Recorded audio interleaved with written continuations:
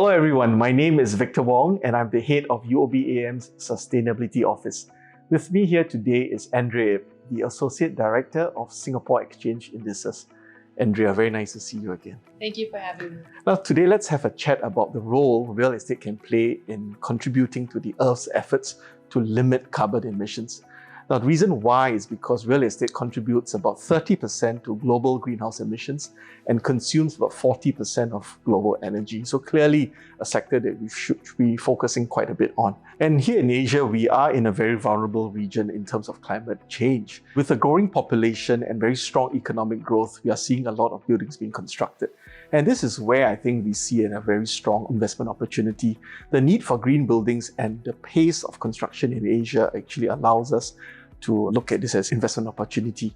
But to kick things off, maybe Andrea, can I just start by asking you, what exactly is a green building and what is a green REIT?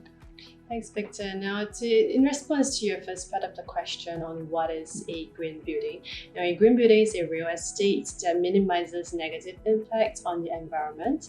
At the same time, it also promotes sustainability practices such as water conservation and energy consumption usage. Now let's move on to understand a little more on REITs. A REIT, or Real Estate Investment Trust, is a collection or a portfolio of real estate properties that aims to provide recurring income to its investors. Now, a REIT can cover a diverse range of functions, ranging from shopping malls to your offices and your hotels. Putting these building blocks together, a green REIT is therefore a portfolio of real estate properties that are typically operated or constructed or reconstructed in an environmentally sustainable fashion. Now, that's very interesting then. So the question then, of course, becomes, how can investors access these green REITs? Right, REITs are generally accessible on stock exchanges, much like any of the other listed securities. If you're talking about accessing a group of REITs, then it can be accessed in the form of a fund or an exchange-traded fund, ETF. Okay, so Andrea, I'd like to follow up on that. Maybe you could tell us a bit more about what's happening in the rest of Asia, for example, Hong Kong, Japan, and Australia, and also specifically back home in Singapore. What exactly are we seeing in Singapore? Sure, so increasingly we are seeing REIT managers put sustainability issues at the forefront of their strategy. And this has resulted in a push to increase the proportion of green building in their portfolios. Now, this trend is clear in Australia, in Japan, and in Hong Kong. Now, back home in Singapore, we do have a Singapore Green Plan 2030, where one of its key targets is to green 80% of the buildings in Singapore by 2030. Now, Victor, if I may ask you, in your view, do you think there is a trade-off between portfolio returns and sustainable investing? Actually, Andrea, I think the opposite is true. And green buildings and green REITs are a very good example of this. Now, rather than sacrificing returns, I think investors who invest in green buildings and green REITs actually get to enjoy what we call a green premium. Basically, you are investing in a higher quality asset at a lower risk.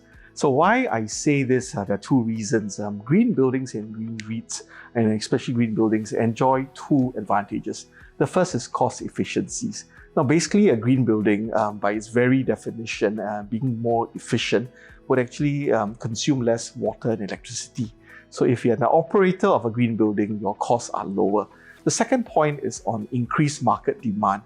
A recent survey by JLL showed that over 70% of tenants in the Asia-Pacific region were actually willing to pay a premium in terms of rental for green buildings. So when you put it together, if I'm a tenant paying a higher rental, if I'm a landlord collecting more rent from this, and I have a greater demand, ultimately you're going to see higher revenues, lower costs, and higher sale prices for your buildings. So in terms for a developer or landlord, this is a very positive effect. The greater revenues I collect, I can actually invest back in the buildings. I renovate it, I enhance the buildings, and I can invest in more green projects. Now, what this means for the investor is actually they get to enjoy this positive loop effect. So the investors will get actually higher returns on their green investments. Yeah, and this is one of the reasons why we have embarked on a collaborative journey to construct the IH UOB APAC Yield Focus Green REIT Index. Yeah, that's right. We are very proud to have worked together to develop this index. And as you know, it is very innovative, the first of its kind in Asia, comprising 50 high-yielding real estate assets, which are environmentally positive. But we didn't stop there. What we did was that we built on this, we developed and launched the UOB APAC Green REIT ETF, which allows investors a chance to directly invest in the performance of the index. Now, speaking of the index and real estate investing and green real estate investing, maybe my turn now to ask you, what are some of the risks associated in investing in green real estate?